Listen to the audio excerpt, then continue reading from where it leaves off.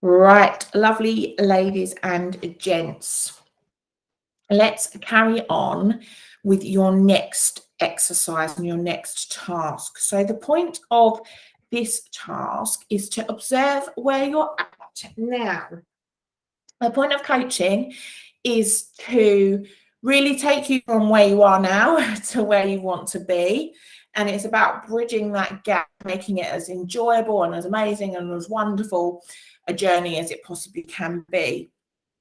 In order for us to acknowledge the difference and the transformation, the growth that we've made, our brains are very clever actually. They'll they'll fool us into thinking that we're either further ahead or we're much further behind, depending on what suits it best at the time and what it thinks it's going to serve you better.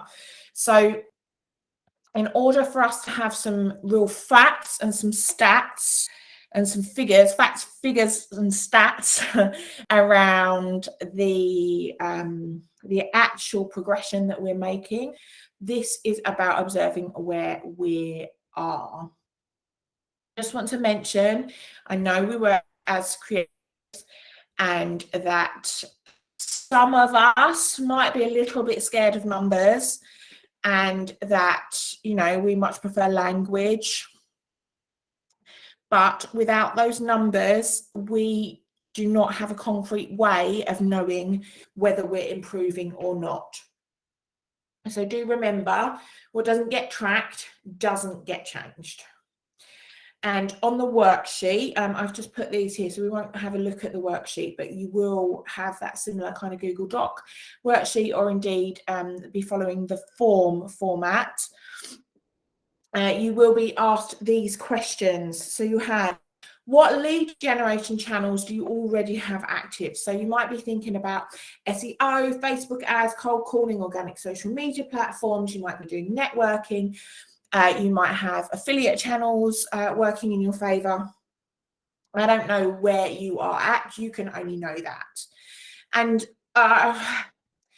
there are just so many out there that I couldn't possibly, I couldn't possibly begin to know where you're what you're already doing. And so just write a list of those. Sometimes even we've forgotten which ones we've got going. That is number one. That's question number one. Then we've got, on a scale of 1 to 10, how successful are you in each of these channels? Now, it might be that you know that some are working way, way, way, way better than others. So that's cool. And a lot of coaching, a lot of the work that we do is helping you to do more of what's working and less of what's not.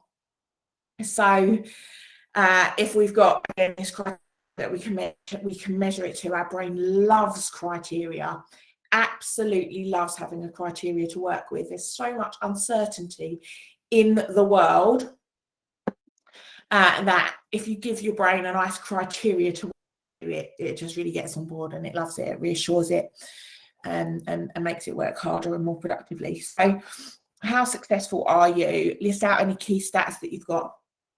So, for example, on Facebook, you can measure how many friends you've got, how many comments and likes you're getting per post. You can have a little look on your LinkedIn. LinkedIn's amazing for stats. It tells you how many views your posts have been seeing, how many viewers you've got on your profile.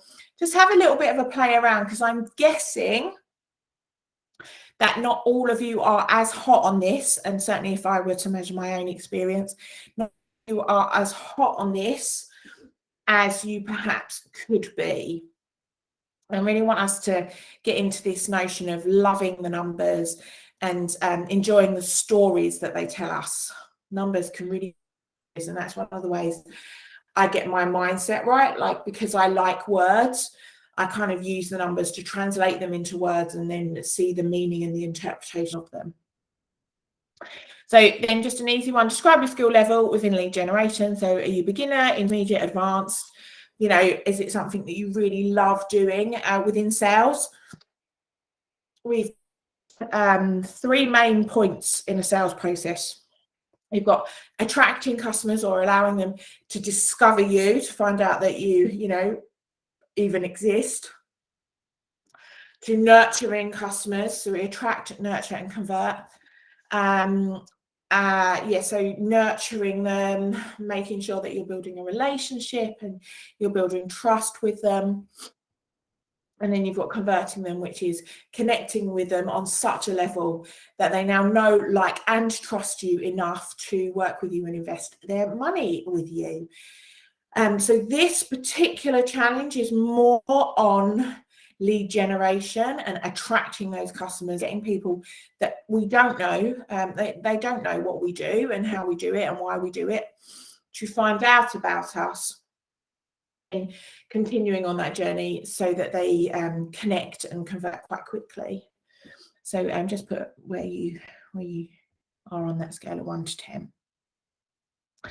Now, the last question is, how many leads do you generate on average a week?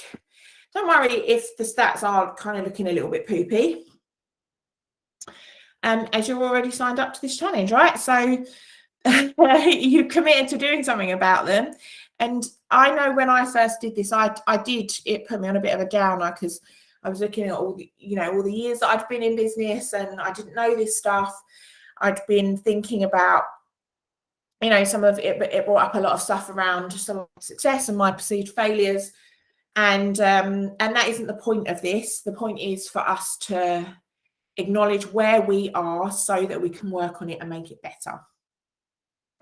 I'm just going to read through my notes here. Right, you are already an expert in your field, and so actually a lot of people come with an expectation that they'd be amazing at marketing and at sales. Just because you're good at what you do, if you haven't learned the skill of marketing and sales, then there's no way that you can be good at this stuff. You haven't been taught it. So stop beating yourself up about it if that's what you're doing.